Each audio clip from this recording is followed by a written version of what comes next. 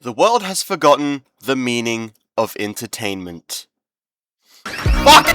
87 my shade. Should have remembered. Uno. Fuck! 87 my shade. You should have remembered.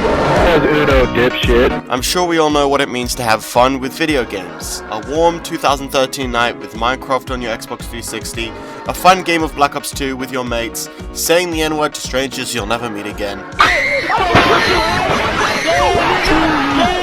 Back then, you couldn't take a breath without hearing about how fun the latest game is. We had Plants vs Zombies, Angry Birds, Terraria, Temple Run, Peggle, Five Nights at Freddy's, and so on and so forth. Then the pandemic started, and everyone needed constant stimulation. That's where Voodoo came along. Voodoo was made in 2013 and made a few decent games like Paper.io and Helix Jump.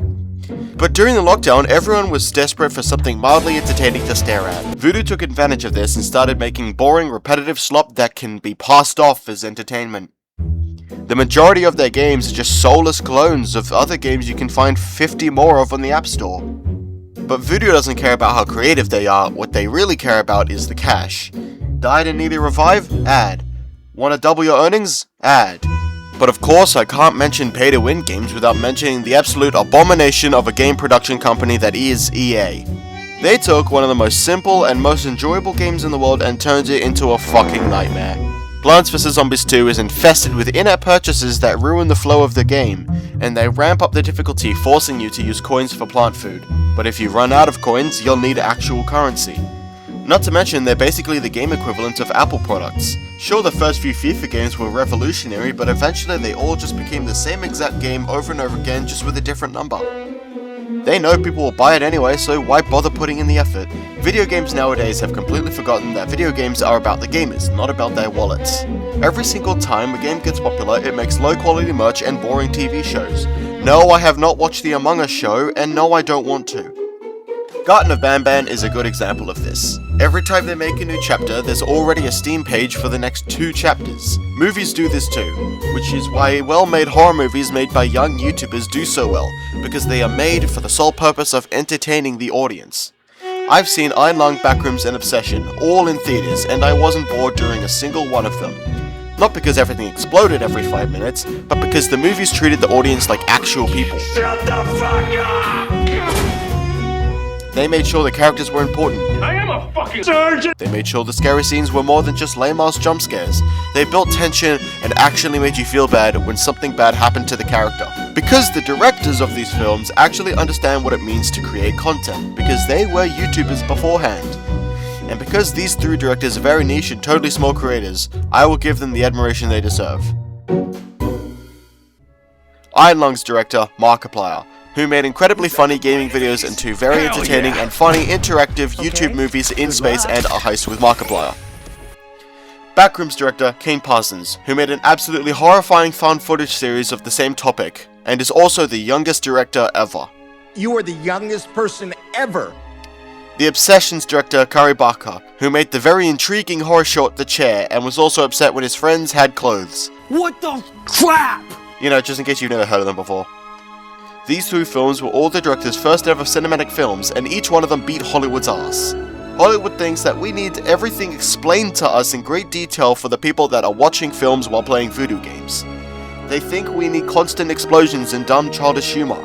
When was the last time you ever heard, "You should watch this new film, it's awesome, it was made by Michael Bay"? Now on to shows. We all know Glitch. They've been labeled as the king of indie animations.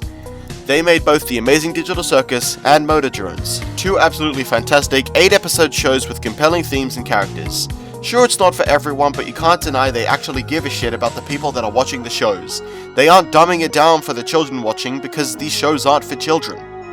And they both love Michael Kovac for some reason, but I can't say I blame them. Uzi and Pomni are both powerful female characters in their own ways. Pomni was empathetic and wanted to make everyone happy while also keeping her own sanity intact as long as she can. Uzi was an angsty, rebellious teen that finally found out what it means to be part of a friend group while also fighting a literal god. Kinga was extremely funny, but he wasn't sidelined just because he was the comedic relief. He had his own episode dedicated to his relationship with Pomni, and he's also voiced by Noob Saibot. Recognize me, little brother. and talks like anime English dubs. Scary stuff was actually pretty scary. And it was also genuinely heartwarming seeing him get along with the socially inept purple lady. Sin and Kane are both very well made antagonists based on AI. Kane was an absolute joy to watch work his magic, and you actually understood his motives when he snapped. He really did just want to make his guests happy no matter how difficult it is to please Zooble. Sin was badass and really creepy at times, and she also talks like Gladys. Hurt your feelings. She did everything with sadistic glee, and they didn't even have to nerf her so the main characters could beat her. And then there's what I believe is the polar opposite of Glitch, and that's Vivzipop. She seems to forget that there are jokes other than...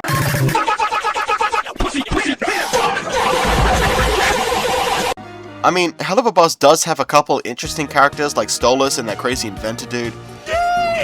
But the fact that Blitz, who is the main character, is the most unlikable, worthless piece of shit I've ever met in any media makes the show unwatchable.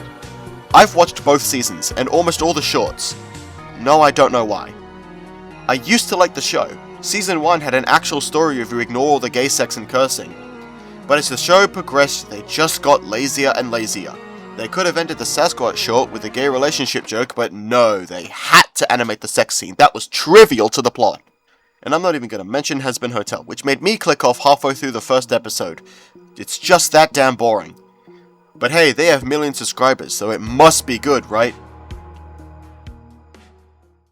Fuck! 87 my shit. You should have remembered. As Uno, Fuck! 87 my shit.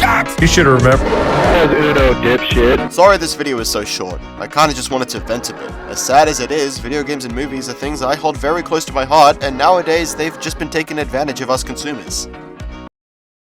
But hey, at least it's not TikTok.